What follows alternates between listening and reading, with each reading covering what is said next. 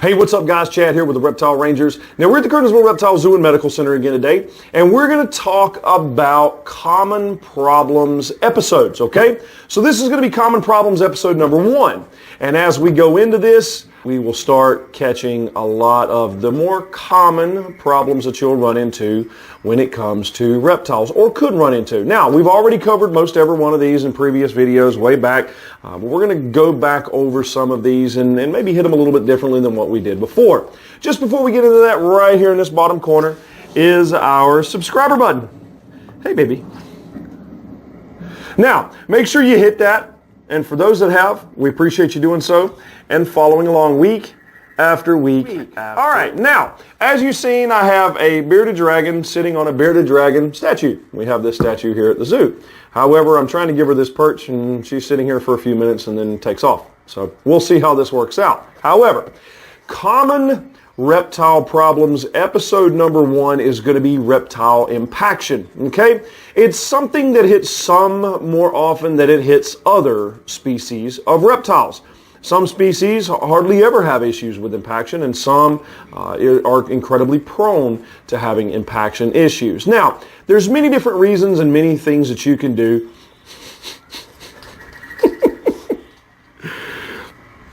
to keep from having reptile impaction issues happening, okay?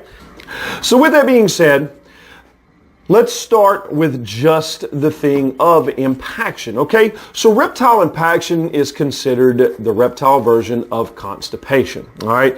The animal is constipated for some reason or another. Could be due to an excessive amount of unprocessed food inside of the bowels, or it could also be foreign body matter, like bedding and other foreign body objects. Bedding does not happen as often as most overdramatic fools on your Facebook forums and your different specific groups want to overdramatize it to be. For examples, everybody wants to overdramatize the fact that you can't keep bearded dragons on sand because they'll get impacted. What do you think they're on in the desert? Moron, they're on sand, okay? Yes, they can be on sand. These, one of the biggest issues that I have with folks, and especially a lot of these expert sites, is they're completely hilarious in the fact that they treat these animals as if they're almost completely without any form of mental comprehension.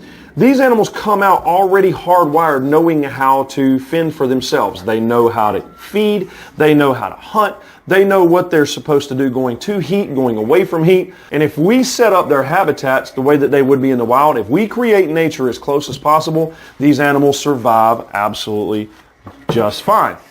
There you go, chick. Yeah, will that help? All right, have fun. Now, with that being said, that doesn't mean that every single logistical thing that somebody says about bedding is completely incorrect. But this whole overdramatic foolishness that we get tagged in a lot about supposed experts saying you can't do this, you can't do that, the same thing that they have in nature, please shut your mouth and just go back to keeping your pet. If you want to ruin your pet, that's fine. But don't be educating on others on how to ruin their pets or false information. There are certain beddings that can cause impaction, and yes, sand could cause impaction if it's not done what we call correctly. When you have a lot of dragons and they're just kept on nothing but sand with a water dish, they're dragging sand in the water, water goes out, they're eating on the sand, they're drinking with sand in it. Could it cause problems? Yes, absolutely. Now, a little bit of granules of sand will actually help them break down food inside of their belly. Now, too much, yes, obviously is a bad thing. But when it comes down to sand, the reptile sand is really bad for these guys because it does have a flavor. And so, yeah, absolutely, reptile sand or the reptile sand, the colored reptile sand can cause impaction because they will actually take that in because it does have a flavor, unlike your playground sand or just natural sand that you would find from the wild. Other bedding such as like reptile bark and the coconut husk bedding with the eco earth, reptile chip, cypress mulch. I mean, all this stuff absolutely could cause impaction if they were to take it in. But generally speaking, these guys are pretty good with certain beddings at being able to clear it right out of their mouth. Aspen bedding is another one. Now, certain of these beddings really is not suggested to be kept on, but they could keep them on there, and it's okay in certain aspects. Aspen bedding, I've never seen anybody keep bearded dragon in aspen bedding. Not not really necessary. But I mean, even in the wild, they do border forested areas where there is rotten wood matter or dying wood matter, things like that. So I mean, mulch in the bark and things like that. Yes, you can keep them on that kind of bedding. Doesn't hurt a single thing. But again, understand, if they were for some reason to take in too much, yes, absolutely, it could cause impaction. Now, things like what she's eating now, superworms, nudibia roaches, crickets. Crickets are bad to begin with. Don't forget, crickets, really, really bad. Do not feed your reptiles crickets unless it's an absolute last resort. And even then, try and get them off of them as fast as possible. For one thing, there's nothing nutritional to crickets. Number two, they cause intestinal parasites. Hands down, that's what the biggest treatment for intestinal parasites in a cricket-eating lizard is because of the crickets, okay? However, back to that, there is something on the hard exoskeleton insects called the exoskeleton, okay? It's armor plating. Now, the animals can process the meaty center of these hard-shelled insects, but they cannot process that exoskeleton. And so with that being said, if they're not having bowel movements fast enough and keeping their bowels cleaned out often enough, then they can become impacted or backed up due to the excessive amount of exoskeletons. Now, one of the things that you're going to find, especially with guys like this, if they are impacted, a lot of times they're going to look really bloated.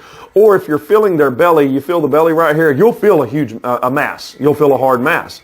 And so there's several ways that you could tell if they're impacted.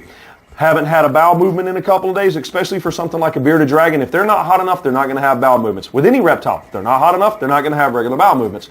That right there, hands down, is the number one cause for impaction, is due to improper temperatures inside of the habitat. If they are not at the proper temperature for whatever the species is, then they absolutely, hands down, will not have regular bowel movements, and that can and will cause impaction. Certain species like your monitors and your tegus are prone to having impaction problems and also for prolapsing. Tegus are really prone to prolapse due to impaction. So in the wintertime, we cut down on their feedings even more. In the summertime, they get fed a few more times than what they would in the wintertime.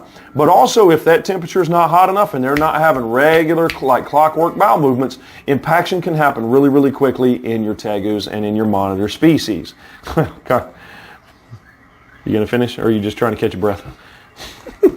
All right. Understand, certain things that you feed can cause impaction as well. Whole prey items, they love it, but breaking down the hair and the bones and things like that, for stuff like monitors and tegus, feeding that on a regular basis all the time is absolutely not good for them. It needs to be a variety diet.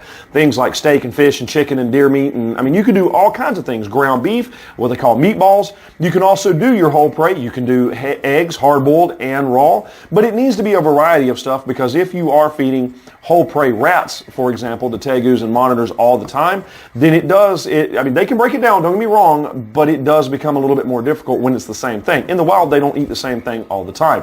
And through the hair and through the bones and so on and so forth, if they get backed up from that, they can become impacted very, very quickly if they're not having consistent bowel movements. So again, going back to reptile impaction or common problems in reptiles, there's some very easy ways to deal with this. For one, make sure the temperature is right. Make sure the temperature is really, really good for whatever the species is. They're having regular bowel movements. The bedding that you keep them on can vary, absolutely.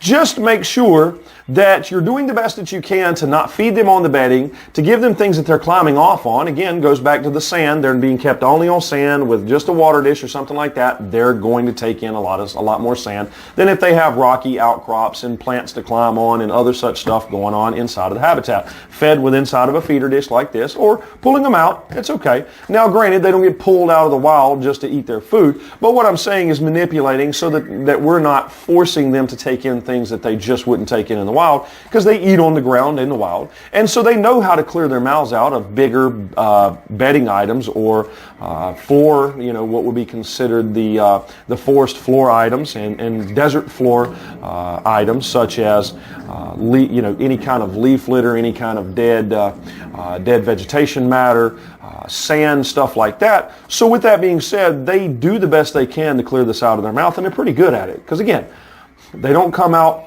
like an idiot. They're not stupid. They come out fully hardwired, already knowing how to survive in the wild. Accidents happen, and there is no perfection. Things can happen even in the most perfect of environment. You can still have things happen, okay? But heat, feeding the right kind of stuff. And with these guys, a variety. We don't feed the bugs every single day. It's every other day. That way they have regular bowel movements. They get fruits, and like for the bearded dragon, they get fed bugs Monday, Wednesday, and Friday. Tuesday, Thursday, and the weekend is fruits and vegetables. It gives that balanced diet, but it also gives them a chance every other day, and it gives them a chance to keep their systems cleaned out and not get a buildup of those exoskeletons. Okay? Now, this is Chad. This is Common Reptile Problems, episode number 1, and this would be reptile impaction. All right? Now, we appreciate you following along. Make sure to hit the subscribe button, the like button, the bell for notification. Don't forget about our TikTok channel entitled Reptile Rangers as well. Just a bunch of fun, short videos, just fun stuff, nothing really educational, not like the YouTube channel is, so check that out. Enjoy that as well. We appreciate you guys following along and coming along with us week after week after week. Make sure to let us know of other things you want us to film about.